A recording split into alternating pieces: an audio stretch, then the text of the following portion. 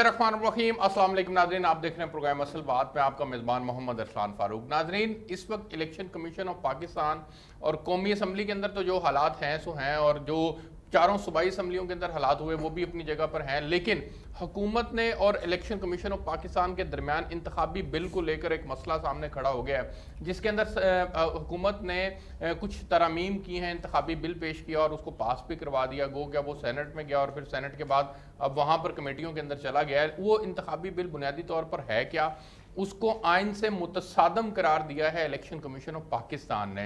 उस इंतखाबी बिल के अंदर जो तरामीम तजवीज़ की गई हुकूमत की जानिब से, उसको अपोजिशन भी नहीं मान रही। वो तरामीम बुनियादी तौर पर हैं क्या, मैं आपके सामने रखना चाहता हूँ। सबसे पहले तो इलेक्ट्रॉनिक वोटिंग मशीन को मुतारफ़ करवाना चाह रहे हैं तहरीक इंसाफ की हुकूमत। वो ये समझती है कि इससे जो इंतखाबात हैं वो आज़ाद भी होंगे, शफाफ भी होंगे और मुनसिफाना भी होंगे। दूसरी बात जो वो करना चाह रहे हैं वो है कि ओवरसीज़ पाकिस्तानियों को वोट का हक दिया जाए। ये भी एक मुतालबा है उनकी तरफ से और उसको बिल का हिस्सा बनाया गया है। तीसरी अहम चीज़ जो की गई है वो ये है कि इंतखाबी फहरिस्तों की के ऊपर जो नज़रसानी का इख्तियार है वो आइन के आर्टिकल 219 के तहत इलेक्शन कमीशन का काम है, लेकिन वो इख्तियार अब नादरा को देने की बात की गई है। अच्छा जी, इससे अगला जो एक और उस इलेक्शन कमीशन का जो बिल है उसका एक सेक्शन है 17, उसके तहत हल्का बंदियां आबादी की बजाय वोटर्स की बुनियाद पर करने का कहा गया है।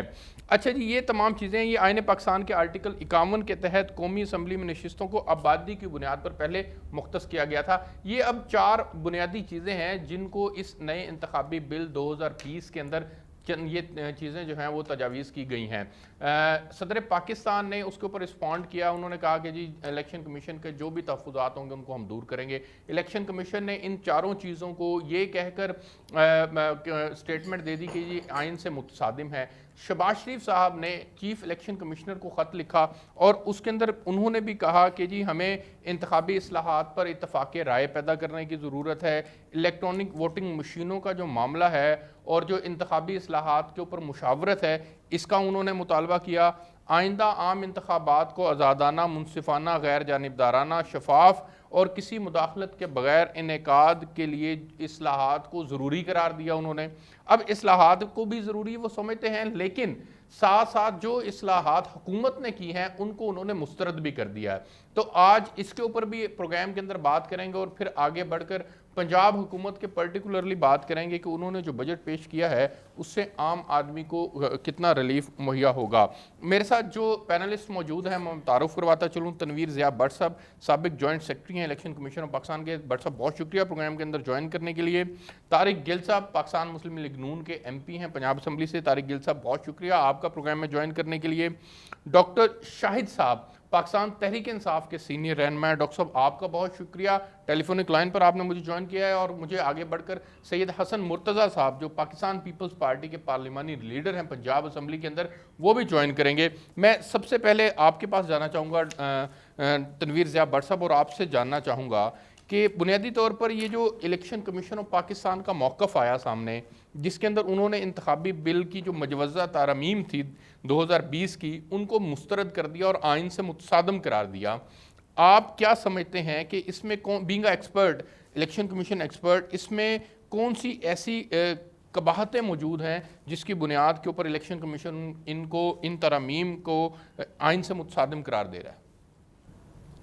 बिस्मिल्लाहिर्रहमानिर्रहीम। देखें जी, इलेक्शन कमीशन ने जो हाल ही में एक मीटिंग की है और उन्होंने इतराज़ात ये उठाए हैं ऑर्डिनेंस पे कि आप उनका आइन का आर्टिकल 218, 218, 219, 224, 226 और 162 और 163, ये सारा इलेक्शन कमीशन का काम है इनके तहत इलेक्शन कराना। ठीक है। आप इसके ऊपर कोई भी अमेंडमेंट ले आए तो ये तो आइन से मुतसादम हुई ना। या तो फिर कॉन्स्टिट्यूशनल अमेंडमेंट करें, ये आप एक एक्ट ऑफ पार्लियामेंट के जरिए ये अमेंडमेंट्स ला रहे हैं, तो ये मैं नहीं समझता कि फेयर है। तो इसमें तो चाहिए गवर्नमेंट को कि इलेक्शन कमीशन को एक पैकेज दें। इलेक्शन कमीशन वो सारी तरमीम को सामने रखे और उस सिलसिले में एक कंसल्टेटिव मीटिंग बुलाए तमाम पॉलिटिकल पार्टीज पर और उनका कंसेंसस बनाए। अच्छा। ताकि ये अमेंडमेंट्स हैं और इसमें देखें ना ये अमेंडमेंट्स हैं। सबसे पहले ईवीएम कर दें, इलेक्ट्रॉनिक वोटिंग मशीन। ये 1980 में इंडिया ने इसमें तजर्बा स्टार्ट किया था। ठीक है। और उसमें उन्होंने सबसे पहले 50 पोलिंग स्टेशनों पे इस पे किया। ठीक है। तो अगर इलेक्शन कमीशन ईवीएम के साथ उसके सिक्योरिटी फीचर का भी मामला है, ठीक है, कि क्या उसकी क्या वोटर की सिक्रेसी पे बड़े इतराज़ात हैं। बट साहब हमने आई वोटिंग के कॉन्सेप्ट को 2018 के बाद जो एक ज़िमनी इलेक्शन हुआ था उसके अंदर पायलट प्रोजेक्ट के तौर पर लाए थे, उसका फिर थर्ड पार्टी ऑडिट हुआ था और आई वोटिंग के कॉन्सेप्ट को उन्होंने उसकी सिफारिश ये की थी कि इसको आइंदा अप्लाई ना किया जाए, इसमें सिक्योरिटी के मसाइल हैं, सिक्योरिटी फीचर्स के इशूज़ हैं। जब हमने आई वोटिंग के कॉन्सेप्ट को साइड पे रख दिया तो जो ईवीएम का हुकूमत कॉन्सेप्ट दे रही है वो तो बड़ा वाज़ेह, वो कहते हैं इसको इंटरनेट से जोड़ना ही नहीं है हमने।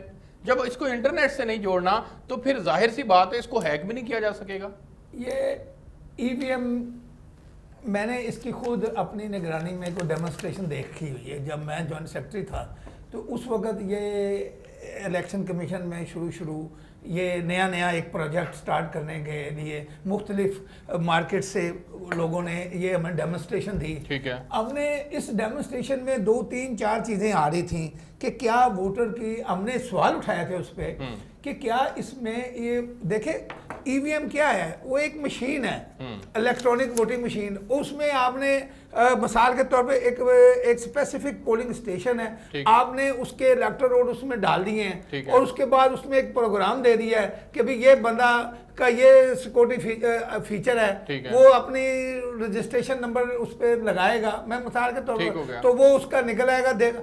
अब इसकी क्या गारंटी है कि उसकी आइडेंटिफिकेशन जो वोटर की राजधानी है ये तो आईनी महफूज है कि नहीं? अच्छा। महफूज है कि नहीं? ठीक है। तो उसके ऊपर तो डेमो हो चुके हैं ना, उसके ऊपर तो आपको तसल्ली होगी या दीगर पॉलिटिकल पार्टीज को तसल्ली होगी तो तभी बात आगे बढ़ेगी ना, अदरवाइज तो उसमें बात आगे नहीं बढ़ सकती। लेकिन बीइंग इलेक्शन एक्सपर्ट आप ये समझते हैं कि सिक्योरिटी फीचर्स के ऊपर अभी भी बात हो सकती है? बिल्कुल हो सकती है। अच्छा। बात पहले अनलेस के तमाम पॉलिटिकल पार्टी का कंसेंसस ना हो, ठीक है, उस वक्त तक ईवीएम को इंट्रोड्यूस नहीं कराना चाहिए। अच्छा, नहीं करवाना चाहिए। चले मुझे ईवीएम के ऊपर आगे बढ़ने दें, फिर मैं वापस आता हूं तो बाकी जो 3 और शिकियां उसके ऊपर भी बात करूंगा। तारिक गिल साहब, आपको क्या मसला है सर, अगर इस मुल्क के अंदर शफाफ इंतखाबात हो जाएं, इस मुल्क के अंदर आज़ादाना इंतखाबात हो जाएं, वोटर को उस हकीकी मानों में जो उसने वोट डाला है वो उसी को पढ़े, ना कि वो किसी और को पढ़े और ना ही वोट ज़ाया हो, तो आपको क्या एतराज़ है बीइंग अ पॉलिटिकल पार्टी?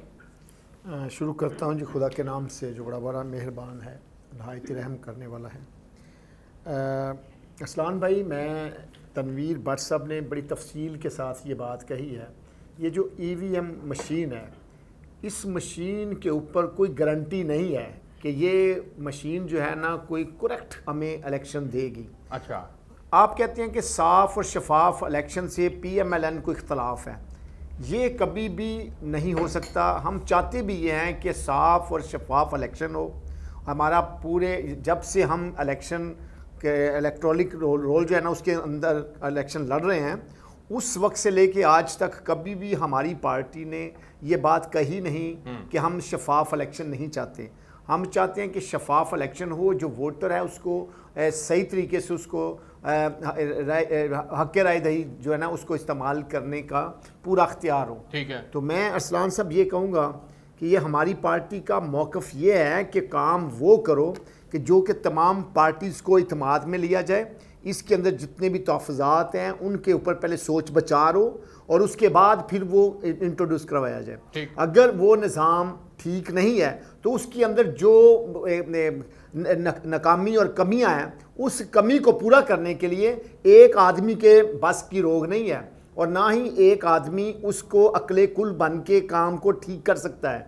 तमाम पार्टीज़ जितनी भी हमारी बड़ी पार्टीज़ हैं, ये पीपल्स पार्टी है, PMLN है, PMLQ है, यहाँ के दूसरी पार्टीज़ हैं, ये तमाम की तमाम पार्टीज़ इकट्ठी बैठे हैं, इनकी क़यादत बैठे और तमाम के तमाम लोग अपनी अपनी जो तहफ़्फ़ुज़ात हैं उनके ऊपर बात करें, फिर उसके बाद अगला कदम उठाएं। मुझे एक बात बताएं, इलेक्ट्रॉनिक वोटिंग मशीन में कबाहत क्या है सर, मुझे ये बताएं। सर वही कबाहत जो मैंने अभी सुना और आपने भी सुना, तनवीर भट्ट साहब ने भी कहा, मैं भी ये कह रहा हूं कि इलेक्ट्रॉनिक मशीन जो है वो किसी वक्त भी कोई अगर उसका फिगर गलत हो जाता है तो क्या गारंटी है कि वो इलेक्शन जो है ना वो फेयर हो रहे हैं। ठीक है, उसके अंदर कोई आप ये समझते हैं कि फिगरिंग जो भी बंदा जो बैठा हुआ है, जो कंप्यूटर पे बैठा है, हुकूमत इत्मीनान दिलाएगी सर ना। नहीं, हुकूमत ने आज तक हमें क्या इत्मीनान दिया? 3 साल में इन्होंने क्या इत्मीनान दिया? पूरी कौम जो है ना वो इस वक्त भूख और अफलास और नंग की जिंदगी गुजारी है, वहां तक अभी तक उन्होंने इत्तेफाक नहीं किया और वहां पे उन्होंने कभी हमें किसी पार्टी को इत्मीनान में नहीं लिया और भूख अफलास के साथ जंग लड़ने के लिए उन्होंने काम ही नहीं किया,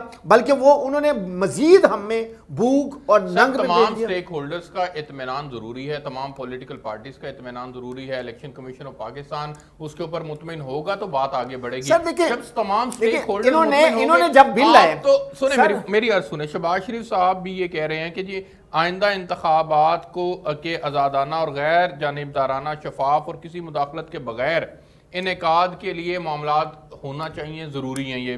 दूसरी वो ये बात करते हैं कि मौजूदा हुकूमत जो अपना नया इंतखाबी इस्लाहाती एजेंडा ला रही है इसको वो एक तरफा इकदाम करार दे रहे हैं और उसको मुसल्लत करने की बात कर रहे हैं। ठीक है, मेरी अर्ज तो सुने ना सर, गुजारिश ये है कि ये एक तरफा इकदाम को कंसेंसस के साथ डेवलप किया जा सकता है ना, आप कंसेंसस बिल्ड कर लें इसके अंदर।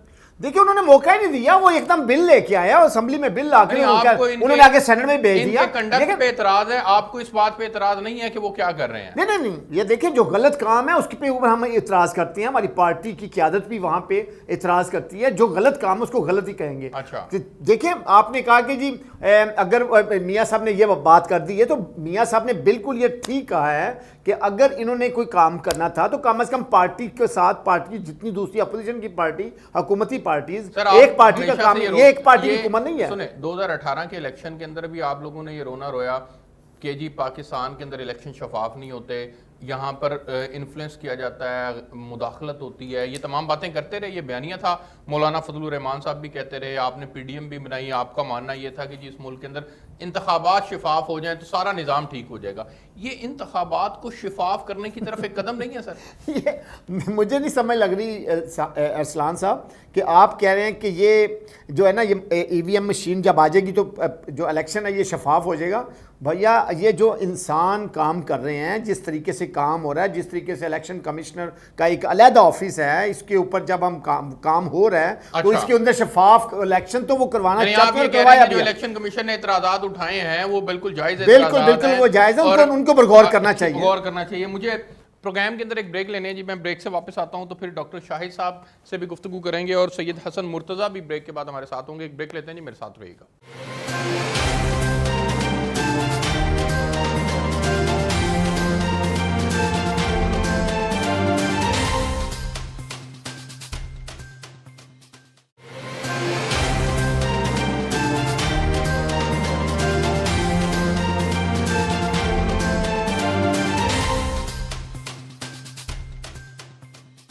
जी वेलकम बैक नाजरीन, मेरे साथ इस वक्त मौजूद हैं सैयद हसन मुर्तज़ा साहब। आप पाकिस्तान पीपल्स पार्टी के सीनियर रहनुमा हैं, पार्लिमानी लीडर हैं पंजाब असम्बली में। सैयद हसन मुर्तज़ा साहब, इलेक्शन कमीशन ऑफ पाकिस्तान भी उन मजवज़ा तरामीम को आइन से मुतसादम करार दे चुका है जिनके अंदर सबसे पहले बात की जा रही है कि इलेक्ट्रॉनिक वोटिंग मशीन होनी चाहिए। इलेक्ट्रॉनिक वोटिंग मशीन आने से सर आप लोगों का ये मौक़िफ़ रहा है कि इस मुल्क में इलेक्शन चुराया जाता है। सर कम अज़ कम ये तो होगा कि इंतखाबात शफाफ भी होंगे, इलेक्शन चुराया भी नहीं जाएगा, तो सर इसको लाने में, अप्लाई करने में कबाहत क्या है सर?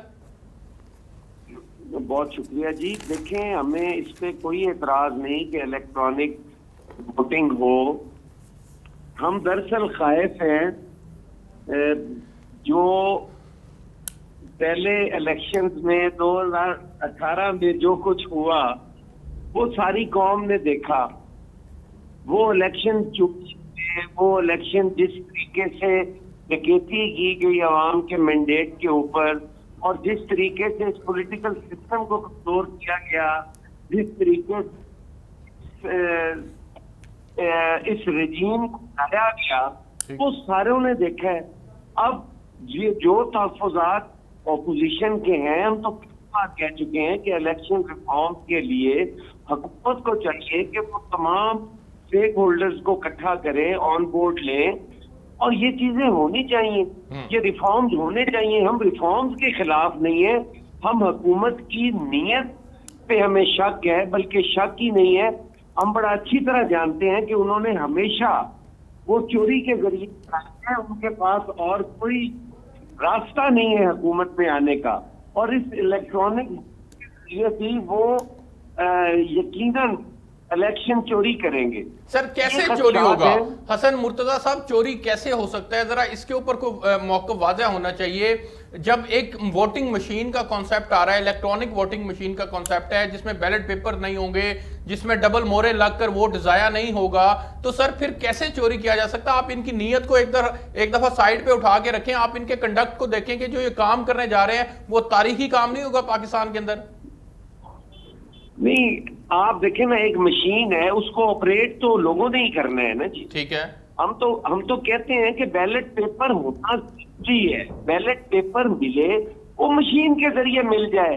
ठीक। लेकिन उसके लिए तमाम स्टेक को ऑन बोर्ड लेने में हर्ज क्या है? कोई ब्रीफिंग में, कोई इन कैमरा ब्रीफिंग हो जाए तो उसके बारे में किसी को पता तो चले।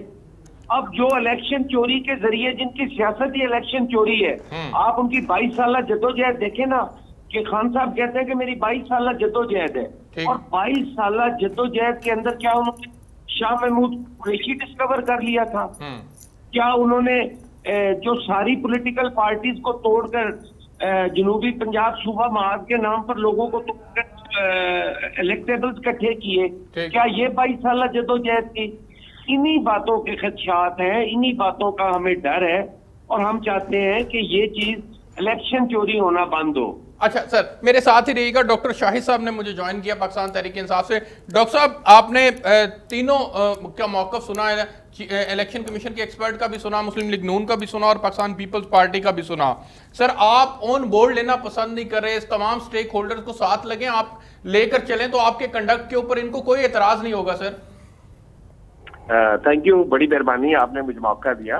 बात यह कि तीनों दोस्तों ने ना एक ही वक्त में दो बातें की हैं कि हमें शामिल नहीं किया गया, इसमें चोरी होने का खतरा है, और आप इस बात के गवाह हैं, ये मेरे दोस्त हैं। अगर ये अपना हाफजे पे जोर दें तो इनको ये पता लगेगा कि हम बार बार इस बात पे स्ट्रेस कर रहे हैं कि पॉलिटिकल पार्टी जो दूसरी पार्टी आए बैठे और इस्लाहात हम मिल के करते हैं, लेकिन इसमें से कोई भी वर्कर बैठने को तैयार नहीं है। इस्लाहात भी चाहते हैं, बैठना भी नहीं चाहते, चोरी रोकना भी चाहते हैं और चोरी करना भी चाहते हैं। सर, आप बिठाते नहीं है, मसला आपका है सर, कि आप लोग इनको ऑन बोर्ड नहीं लेते सर। नहीं, हमने तो देखिए हर दफा आके हमारा फवाद चौधरी कहता है, दूसरे लोग कहते हैं कि आए बैठे कमेटी बनाए। हमारी तरफ से तो पूरी ओपन ऑफर है कि आए बैठे और इसके ऊपर इस्लाहात पे बात करें, और इस पे आज ही मैं ना मानू वाली बात वो मुझे समझ नहीं आ रही है कि मैं ना मानू चोरी हो जाएगी, मैं ना मानू ये नहीं होगा। आए बैठे और उसमें अपनी तजावीज दें। अगर इंडिया में ये नाकाम हुआ है कि कहीं और नाकाम हुआ है, तो जो उसकी नाकामियां, जो उसकी वजह बनी है, उनको दूर किया जाए। ठीक। तो इसमें मैं नहीं समझता कि ये कहते जाना कि नहीं वो हमें बुलाते नहीं। हमारी तरफ से ओपन ऑफर है, ये सब लोग आए, ठीक हो गया, अपनी तजावीज दें, जो उसमें खामियां इनको नजर आती हैं उन्हें पॉइंट आउट करें, और एक मुकम्मल एक जामे प्रोग्राम पेश करें हमारे साथ मिलके, ताकि ये किसी भी पार्टी को कभी भी कोई इतराज ना हो। लेकिन सर, ये तो चलिए पॉलिटिकल पार्टीज का कंडक्ट तो अपनी जगह पर रह गया सर। इलेक्शन कमीशन ने भी उनको आइन से मुतसादम करार दे दिया है। इट मींस कि आपने उनको भी बाईपास किया सर, उनको भी ऑन बोर्ड नहीं लिया। इलेक्शन कमीशन हमारे लिए मोहतरम है, हमारे प्रेसिडेंट ने भी बात की है कि हम जो है उनको मुतमिन भी करेंगे, और उनके मुताबिक उनको अगर कोई खदशात है तो उनको दूर भी करेंगे। ठीक। अगर नहीं है तो इनके पास भी है ऑप्शन, इलेक्शन कमीशन के पास भी है, कोर्ट भी है, इंसाफ के इदारे भी हैं। अगर हम कोई ज्यादती करेंगे तो उनके खिलाफ जाएंगे। अच्छा, बिल्कुल ठीक है, मेरे साथ ही रहिएगा। मैं तनवीर ज़िया भट्ट साहब को, जो कि साबिक जॉइंट सेक्रेटरी भी हैं इलेक्शन कमीशन ऑफ पाकिस्तान के, भट्ट साहब, जो बाकी 3 तरमीम हैं सर, उसके ऊपर थोड़ी सी बात करते हैं कि इंतखाबी फहरिस्तों की नजरसानी का मामला, ये आइन ने पाकिस्तान के आर्टिकल 219 के तहत इलेक्शन कमीशन का काम है सर, ये इनसे लेने की बात की जा रही है। दूसरी अहम चीज, सेक्शन 17 के तहत हल्का बंदियां आबादी के बजाय वोटर्स की बुनियाद पर करने का कहा गया है सर। इसके ऊपर अपनी एक्सपर्ट ओपिनियन दीजिएगा सर, इन दोनों इशूज के ऊपर इन पे क्या एतराज है? इससे कबल कि मैं ये दोनों इशू पे बात करूं, मैं ज़रा थोड़ा सा ईवीएम का थोड़ा सा पार्ट रह गया है जिसको मैं फिल करना चाह रहा हूं कि देखो 8 मिलियन ओवरसीज पाकिस्तानी हैं। आप देखें कि इंटरनेट से राजदारी के सूल भी पामाल हो सकते हैं, हैक भी हो सकता है। तो उसके बाद अगर वो तो इंटरनेट से तो जोड़ ही नहीं ना रहे, वो तो आई वोटिंग की सिफारिश आई थी, वो तो उन्होंने मना कर दिया कि जी इसको ना आप करें, ये तो इंटरनेट इसके साथ नहीं जुड़ा हुआ। तो दूसरा ईवीएम है ये, इसमें ये गरीब मुल्क है, 50 अरब रुपए का खर्चा है इस पे। ठीक, 50 अरब रुपया, यानी 1 लाख पोलिंग स्टेशन के लिए 4 लाख मशीनों की जरूरत होगी। ठीक, 1 रुपए 4 वोट होते हैं। हाँ, ठीक हो गया। तो ये देखें कि गरीब मुल्क है, इस पे एक्सपेंडिचर भी देखें कि ये पैसा आएगा कहाँ से 50 अरब रुपया।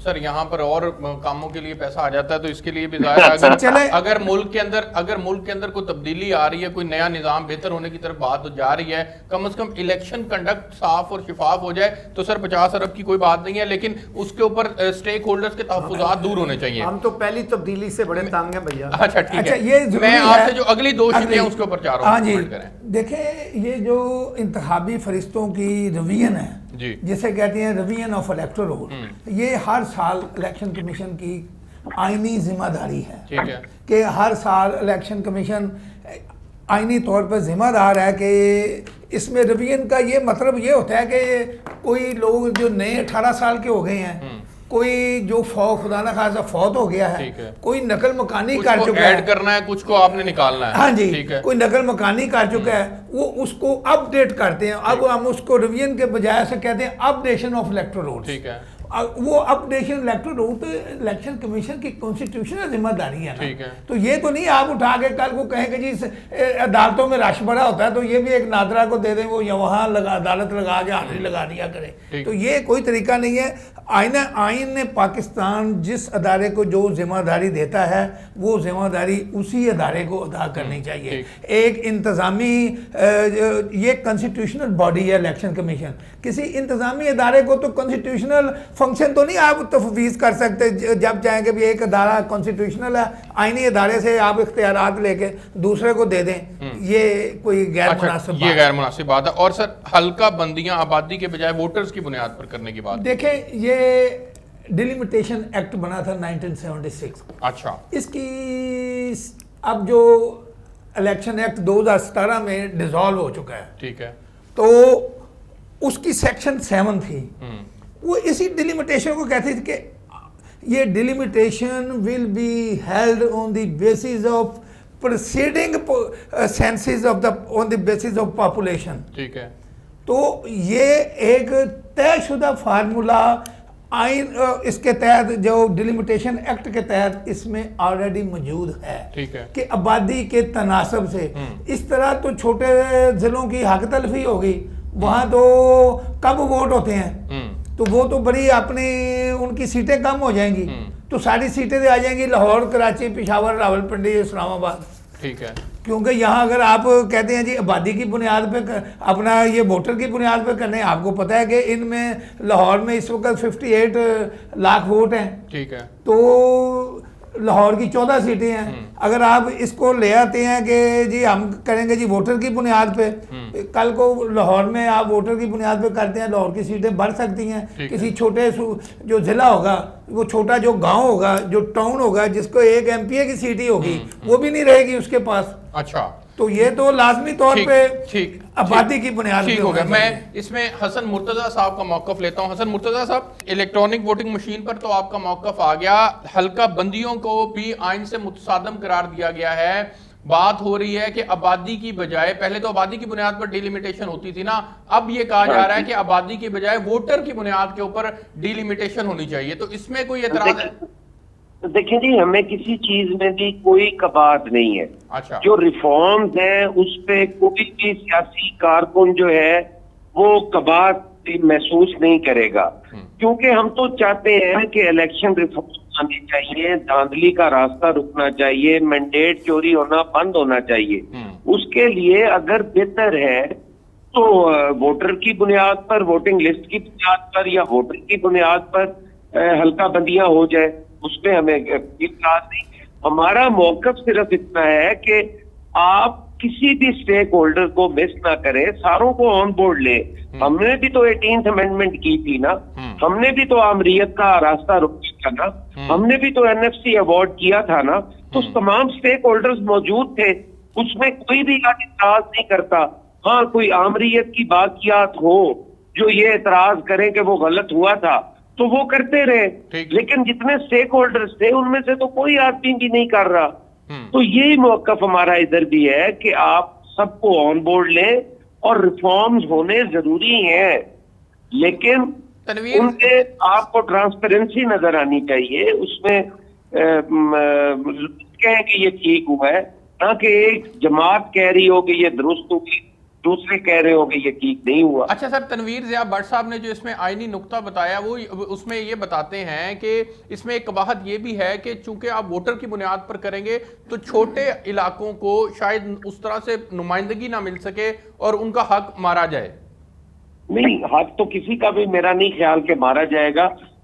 जो भी होगा वो उस कॉन्स्टिट्यूएंसी में भी मौजूद होगा।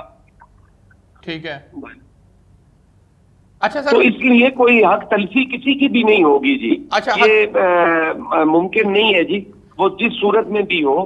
अच्छा सर, हसन मुत्तज़ साहब, मुझे एक आखिरी जवाब आप दे दें, उस आपको ओवरसीज पाकिस्तानियों को वोट का हक देने में क्या कबाहत है, क्या हर्ज है सर अगर उनको वोट का हक दिया जाता है तो? देखिए, यहाँ पर जो वोटर्स हैं जी, जो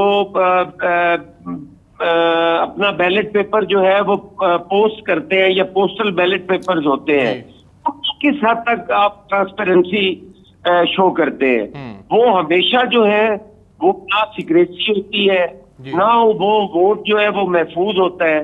तो इतने ओवरसीज के अगर वोट आप वहां से करते हैं तो वो किस तरह, उसकी यही बात तो फिर आ जाती है कि हमें ट्रांसपेरेंसी जो है वो होनी चाहिए जी। किस तरह मुमकिन है कि आप बाहर से आ रहे हैं, किसको पता है कोई कहाँ का है, किस जगह का है, सिर्फ वो हुक्मरान जमात जो होगी वो उससे फायदा लेगी, बाकी लोग जो है उनको उससे फायदा नहीं होगा, तो बल्कि नुकसान होगा। साहब, तरीक़ेकार के ऊपर तो बात हो सकती है ना, बैठकर तरीक़ेकार तय किया जा सकता है। जाहिर है ओवरसीज पाकिस्तानियों में आपको भी वोट देने वाले मौजूद हैं, मुस्लिम लीग नून को भी वोट देने वाले मौजूद हैं, पाकिस्तान तहरीक इंसाफ को भी वोट देने वाले मौजूद हैं। तो अगर आप उनसे पैसा मंगवाते हुए तो खुश होते हैं, फौरन रेमिटेंस आती हैं तो आप बड़े खुश होते हैं, लेकिन उनको वोट देने के हक के बारे में जब बात की जाती है तो आप लोग कहते हैं कि उनको उनके पाकिस्तानियों के मसाइल का अदराक नहीं है।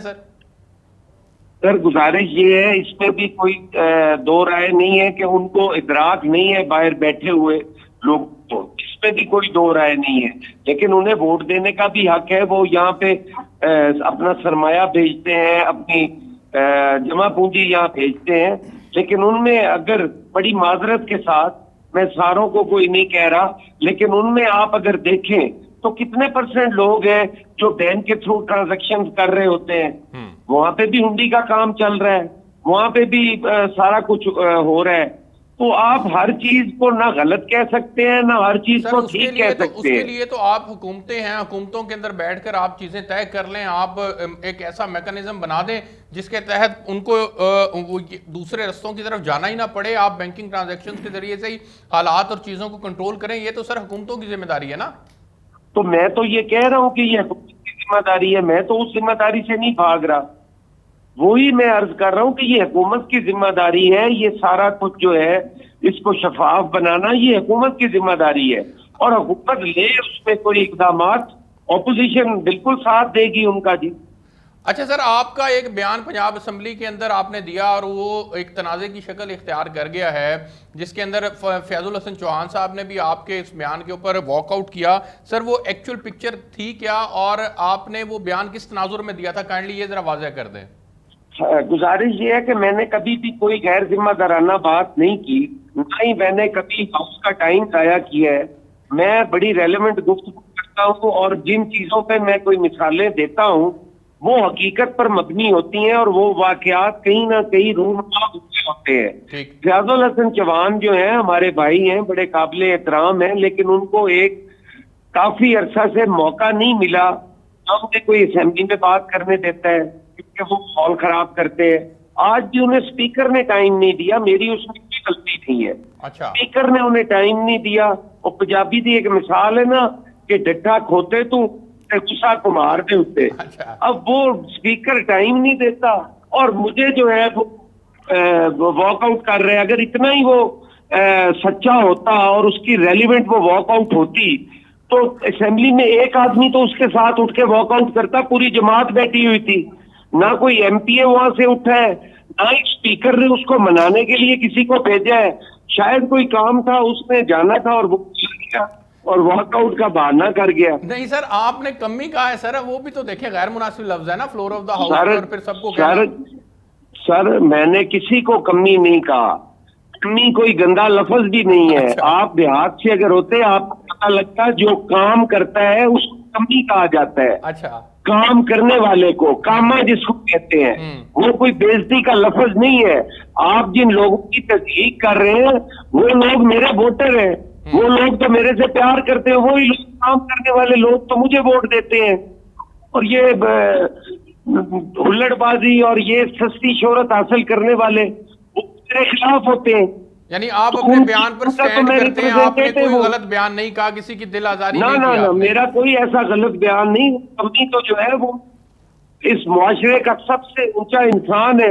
हाँ। जो काम करता है, जिसकी मेहनत से ये मुल्क चलता है, जिसके खून पसीने से हमारी मुईशत चल रही है, कारखाने चल रहे हैं, खेत मजदूर काम कर रहे हैं। नहीं वो लोग हसन मुर्तजा साहब, आपके इस बयान को उसी तनाजुर में लिया जाए जिस तरह से शेख रोहेल असगर साहब कह रहे हैं कि पंजाब के कल्चर में है गाली देना। ना ना, रोहेल असगर साहब ने पंजाबी गाली कहा है कि वो पंजाब का कल्चर है गाली देना। ये गाली है ही नहीं जो मैं कह रहा हूँ। अच्छा। मैं तो आप आज भी उनके बयान को किसी condemn करते पंजाबी हैं सर? बोलने वाले से कमी का मतलब पूछे ना। नहीं, उनके बयान को आप- कंडेम करते हैं आप? जी, उनके बयान को कंडेम करते हैं कि नहीं जी पंजाबी कल्चर का हिस्सा नहीं है गाली देना? मैं उनके बयान को 1000 दफा कंडेम कर चुका हूँ। आप दो चीजें मिला रहे हैं ना, एक गलत को ठीक के साथ मिला के आप चाहते हैं कि मैं उसको भी दुरुस्त मान लूं। सर आपके कुलीग ने सर आपके खिलाफ एहतजाज किया, मैं तो उस पर वजाहत ले रहा हूं आपसे। सर मैं उस एहतजाज का आपको बता रहा हूँ ना, उसको पता ही नहीं है बेचारे को। ठीक हो गया, उस बेचारे को पता ही नहीं है, उसको पंजाब के कल्चर का क्या पता। ठीक हो गया। हसन मुर्तजा साहब बहुत शुक्रिया। मुझे एक ब्रेक पे जाना है जी, ब्रेक से वापस आते हैं तो फिर कुछ और चीज़ें हैं जो हमें डिस्कस करनी है। डॉक्टर शाही साहब का भी मौक़िफ़ लेना है, मेरे साथ रहिएगा।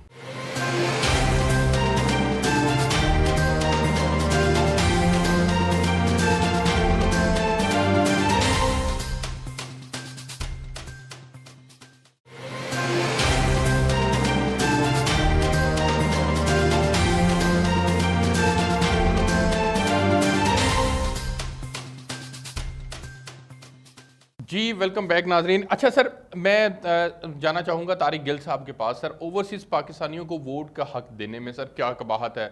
आपको वोट पड़ेंगे सर? अच्छी बात नहीं है कि ओवरसीज़ पाकिस्तानी जो पैसा यहाँ पर भेजते हैं उनको वोट का हक भी दिया जाए? मैं जनाब इससे इत्तेफाक करता हूँ कि ये हमारी पार्टी का ये मौक़िफ़ नहीं है कि भी हम ओवरसीज़ से प्यार नहीं करते हैं, ओवरसीज़ का हमें वोट नहीं चाहिए। ओवरसीज़ हमारे पाकिस्तानी भाई हैं, उनको वोट का हक होना चाहिए और उनके वोट को हम कभी भी रिजेक्ट नहीं करते। ओवरसीज़ जो है ना वो ज़्यादातर हमारे पाकिस्तान मुस्लिम लीग नून से प्यार करते हैं, मियां नवाज शरीफ की, शहबाज शरीफ की पॉलिसीज़ से मोहब्बत करते हैं। अच्छा। और ये मैं आपको बता दूं कि किसी ने भी नहीं कहा कि हम ओवरसीज़ को रिजेक्ट करते हैं या ओवरसीज़ का वोट हमें नहीं पड़ना चाहिए। ओवरसीज़ का वोट चाहे 90 लाख है चाहे 1 करोड़ है, हमारे लिए वो हमारी जिंद जान है, हमारे भाई हैं। हमें क्या, हर पार्टी को उसकी ज़रूरत है। सर आपके एहसन इकबाल साहब कहते हैं कि जी उनको पाकिस्तानियों के मसाइल का अदराक ही नहीं है। आपके नवाज शरीफ साहब भी बाहर रहे हैं सर। मेरी बात सुन ले, ये एहसन इकबाल साहब हमारे बड़े हैं, बुजुर्ग हैं, हमारे भाई हैं, उनका एक अपना मौक़िफ़ है। पार्टी का मौक़िफ़ ये है कि हम देखें इस वक्त मियां नवाज शरीफ साहब हमारे कायदे मोहतरम जो पार्टी के सरबराह हैं वो भी बाहर हैं, अगर वो इलेक्शन आ जाता है तो उनका वोट भी कास्ट होना है। तो इसलिए मैं कहता हूं कि ये ओवरसीज जो है ना हमारे भाई हैं, हमारी जिंद जान है, इनका वोट लाजमी होना चाहिए। और अगर कोई कहे कि हमने इसकी मुखालफत की है तो मुखालफत नहीं की, लेकिन हम इन हुकूमत की इन पॉलिसीज़ की मुखालफत करते हैं कि वो जो ये काम कर रहे हैं, ये मशीन वाला काम कर रहे हैं, दूसरा काम करें, ये इसमें किसी को कोई एतराज़ नहीं है। मगर इसके साथ ये पार्टी जितनी भी अपोजिशन की पार्टीज़ हैं, खुसूसन PMLN है, पीपल्स पार्टी है, इन पार्टीज़ को साथ लेके अगर चलेंगे, स्टेक होल्डर्स को साथ लेके चलेंगे तो फिर किसी को भी कोई एतराज़ नहीं है। अच्छे काम के लिए हम साथ देने के लिए तैयार हैं, लेकिन बुरे काम के लिए हम ठीक हो गया।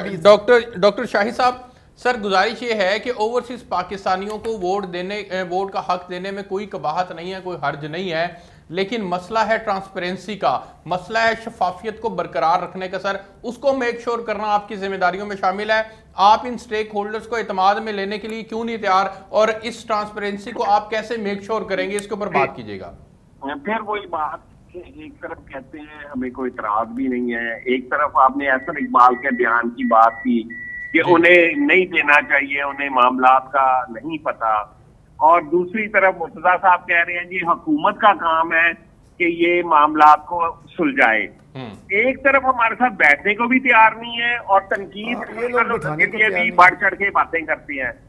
बात यह है कि इनको डर खौफ ये है कि ये इलेक्शन फिर लूज कर देंगे 2023 में। अच्छा। और ये उसमें हर तरह से हीले बहाने कर रहे हैं कि कोई इस्लाहात ना हो, ये मामला इसी तरह चलते रहे, और जब ये दोबारा ये इंशाल्लाह हारे तो ये क्या है, तो हम तो पहले ही कहते थे कि इन्होंने वो धांधली करनी है। मामला ये है, अगर ये सारी पार्टी सिंसियर हो इस्लाहात के लिए, ओवरसीज के साथ सिंसियर हो, वो बैकबोन है पाकिस्तान की मईशत के, लेकिन उनको वोट का हक देना नहीं चाहते। आए बैठे और इस्लाहात करें, आए बैठे और उनके लिए कुछ करें हम बैठ के, ताकि ये मामला ही वंस फॉर ऑल खत्म हो जाए कि धांधली होती है, इलेक्शन चोरी होता है, लोग इस पे करते हैं, लड़ाइयां करते हैं, ये मामला खत्म हो जाए। लेकिन सर इलेक्ट्रॉनिक वोटिंग मशीन के ऊपर भी जिस तरह से इतराजात हैं, जिस तरह से कुछ यूरोपियन ममालिक के अंदर इसको पहले अप्लाई किया गया और फिर उसके बाद वो वापस बैलेट पेपर्स के ऊपर आए, इसी तरह से पाकिस्तान के अंदर इसको कामयाब बनाने के लिए तमाम स्टेक होल्डर्स को जिस तरह से पुरएतमाद होना चाहिए, उनका एतमाद हासिल होना चाहिए, उसके बाद इसकी वर्किंग ट्रांसपेरेंट हो, इसके ऊपर भी सर फिर आपको मेक श्योर करना पड़ेगा, ये आपकी जिम्मेदारियों में शामिल है। देखिए बिल्कुल सही कह रहे हैं ये, अगर कोई किसी जगह पे इंडिया में या यूरोपियन मुल्कों में ये नाकाम हो, का मतलब कुछ हम आके बैठे, हम हमारे बैठने से इम्प्लीमेंट नहीं हो जाएगा। आके बैठ के देखें, स्ट्रॉमिंग करें, तसल्ली होगी। डॉक्टर साहब आपकी आवाज कट रही है, मेरे साथ ही रहिएगा। मैं जरा एक दफा जाना चाहूंगा तनवीर ज़िया भट्ट साहब के पास। तनवीर ज़िया भट्ट साहब, ओवरसीज पाकिस्तानियों को वोट का हक अगर हम देते हैं सर, तो उसमें कबाहत कहाँ पर आएगी? वहाँ चूंकि आई वोटिंग का निज़ाम राइज होगा, इस वजह से उसकी ट्रांसपेरेंसी के ऊपर शक है। देखिए, जब आई वोटिंग का आप लेके आते हैं सिस्टम, तो इसमें हैकर भी इन्वॉल्व हो सकते हैं, इंटरनेशनल नॉन स्टेट एक्टर्स आ सकते हैं उसके दरमियान में, तो आगे भी RTS सिस्टम आप बैठ गया, इसकी क्या गारंटी है कि वो सिस्टम भी नहीं बैठेगा। दूसरी बात ये है, उसमें सबसे बड़ा मसला जो आ रहा है ना ओवरसीज वोटिंग में, उसकी है वोटर की राजदारी। अच्छा, देखें आप मिडल ईस्ट में तकरीबन आपको पता है कि 20 लाख पाकिस्तानी काम कर रहे हैं, वो उनके पासपोर्ट ज़्यादातर कफीलों के पास होते हैं। कफील के पास उसका पासपोर्ट है, आप कैसे समझते हैं कि कफील अगर गवर्नमेंट टू गवर्नमेंट होता है तो कफील जो किसी अपने मजदूर को या अपने वर्कर को कहे कि आपने इसको वोट डालना है, तो वो कौन सी राजदारी रहेगी? फिर उसकी फ्री विल तो ना रही ना। नहीं, वो तो सर बात का कंडक्ट है ना, वो तो यहाँ पर भी पाकिस्तान के अंदर भी मैं आपको कह सकता हूँ कि यार उसको वोट डाल दें, वो आपको कह सकते हैं, इसमें तो कोई बात नहीं। ये सिक्योरिटी फीचर्स में आते हैं ना, आप इसको किस तरह कवर करेंगे? इसके लिए कोई गाइडेड मेजर पहले बनाए ना, फिर आप करें। देखो, पर जब भी कभी रवैयों में तब्दीली लाना चाहती हैं सिस्टम में, पहले एनवायरनमेंट क्रिएट करना पड़ता है। मेरी अर्ज सुने सर, देखिए गुजारिश ये है कि पाकिस्तान की मिसाल ले लें, यहाँ पर जाली वोट पड़ते रहे हैं सर, और आज भी ये बाबर रहमान साहब ने भी कहा और दीगर लोगों ने भी कहा कि जी जाली वोटों को ख़त्म करने के लिए ईवीएम मशीन जो है वो सबसे बेहतरीन उसका प्लेटफॉर्म हो सकती है। सर, इस मुल्क से अगर हम इंतखाबात को शफाफ करना चाहते हैं, धांधली को ख़त्म करना चाहते हैं, तो इन तरामीम को जिनको आइन से मुतसादम इलेक्शन कमीशन करार दे रहा है, सर इन तरामीम के ऊपर सर बैठ कर नज़रसानी तो की जा सकती है ना। अगर ये बेटर कॉज के लिए है, बेटर कॉज को इम्प्लीमेंट करने के लिए सर उसके अंदर जो सुकम है उनको दूर किया जा सकता है। इसमें यह है कि तमाम पॉलिटिकल पार्टीज इलेक्शन कमीशन इन तमाम पॉलिटिकल पार्टीज को बुलाए, अच्छा। और इनसे इनपुट ले, उन्हें कहें कि भी आप इसके प्रॉस एंड कॉन्स बताएं, इसमें कौन कौन सी प्रॉब्लम आ सकती हैं, या इलेक्शन कमीशन उन प्रॉब्लमों जो इलेक्शन कमीशन महसूस कर रहा है, इलेक्शन कमीशन उन प्रॉब्लम्स को आइडेंटिफाई करके तमाम पॉलिटिकल पार्टी के सामने रखे और उनसे तजावीज़ ले, अपनी इनपुट ले, उसकी रोशनी में कोई गाइडेड मेजर्स जो वो अपना इनपुट दें, वो इख्तियार करके अगर कोई कंसेंसस बन जाए उन असलात पे तो वो ज्यादा बेहतर। ओवरसीज पाकिस्तानियों की स्पेशल सीटें कर दी जाएं और उसके ऊपर वो वोट करें, ये तजवीज़ कैसी है सर? उसके लिए फिर हल्का बंदी कैसे होगी?